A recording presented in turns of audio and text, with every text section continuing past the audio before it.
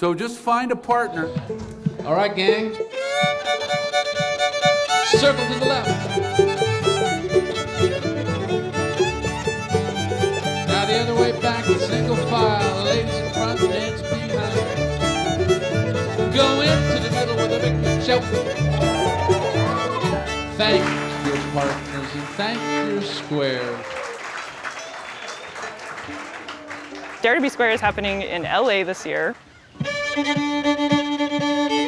This is the 5th one that's happened on the West Coast.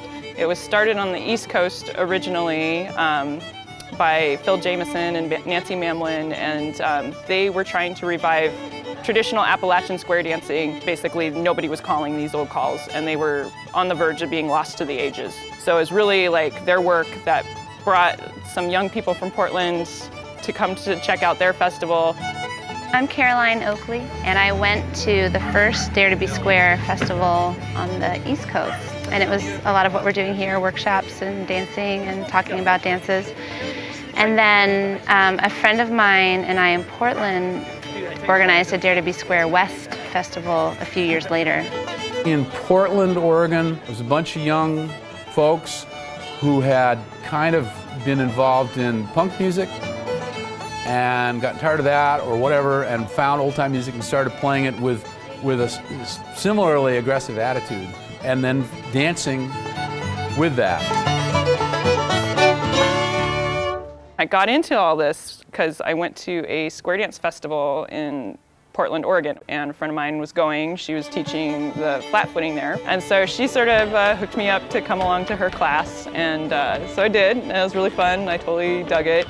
And then I noticed that at this festival there was a lot of people, young people, old people, people of mixed generations, like all sitting around, like kind of jamming and playing music together. There was also that evening a huge public square dance, and it really changed my whole outlook on music festivals and life in general. There's an experience of going to see music as a performance and being an audience member, and what square dancing does is it breaks down that barrier or that line where you're just consuming a performance or consuming music and raptly listening, and you're getting to actively participate. You're just engaged. And so there's the line between performance and audience member is blurred. I think this thing that struck me the most was there were a lot of older people dancing with like a lot of 20-something kind of punk rock kids, and then there were like little kids in the mix. So having this kind of mixed generational group dancing together, it ended up feeling just really safe and inclusive and cool. And everybody was like laughing and able to kind of share this moment together of these peer groups that normally would never interact. So seeing that all happening together, and then, you know, with this driving, awesome, crazy, archaic music going on behind it, it's like, whoa, where am I? It's this crazy warp zone. My name's Larry Edelman, and I live in Denver, Colorado. And I've been playing old-time music for more than 40 years, and I've been calling dances for going on 40 years now. This event and ones like it are really important to me and really fun, because when I was in my early 30s, I spent a few years seeking out older callers and musicians and learning from them. I studied with a guy named Jerry Goodwin, who was in his 70s. And Jerry learned his dances from his dad in West Virginia. And so Jerry was a link in a chain that if he didn't exist between me and his dad, a lot of his dad's dances would be gone. And so here I am now, maybe a link in that chain between me and some other younger folks. And I'm spending a lot of time at weekends like this with you know, players and callers in their 20s and 30s who are kind of looking for the same thing that I was looking for. So that's what I try to, you know, think of myself as, is trying to pass along what I've learned from the links that came before me. If you could kind of attend up here for a second, I'll tell you what we're going to do for the next hour and 15 minutes or so. What we're going to do is kind of a general picture in what have influenced the square dances we tend to do in our communities today. Social music became really important to me. I started meeting people, and then you start going to dances. And I didn't really ever intend to dance, but if you go to a dance and you're standing up reasonably well groomed and you start moving around in the music, why people ask you to dance. So I started square dancing. This was back in 1977 in Seattle under the influence of Sandy Bradley, who is here with us this weekend, a great caller and musician.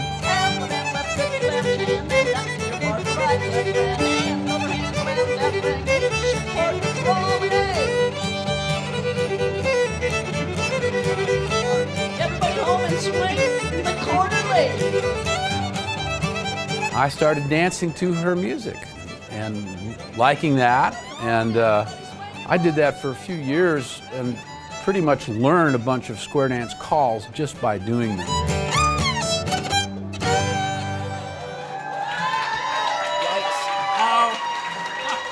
This is a fleeting activity.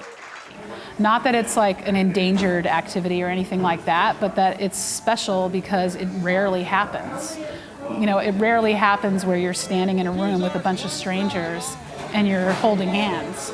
You know, it's kind of, it's really unusual. Like mostly people engage with groups of people online. It's just not, it's not something that happens every day.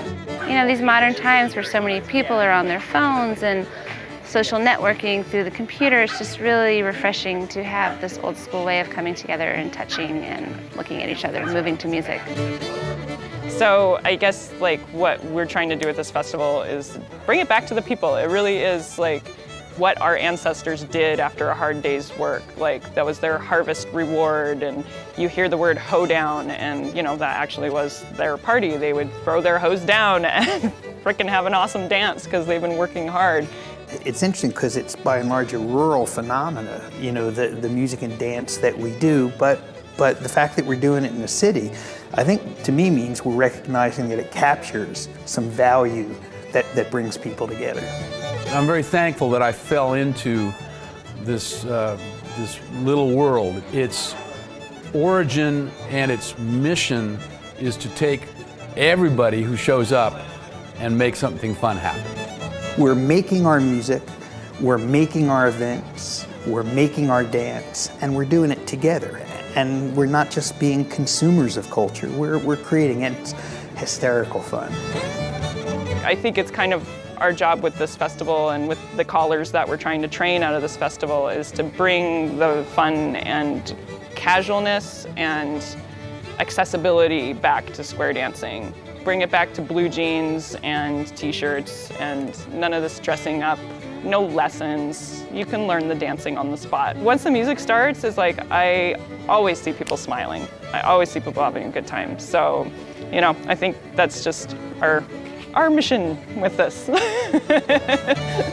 all join hands, go into the middle with a hoop and a shout. And thank partners. Tom Sauber on the fiddle. Brother Mike on the bass. Steve on the banjo. Michael on the guitar and Cody on the guitar. Thank you much. All right, let's do another square.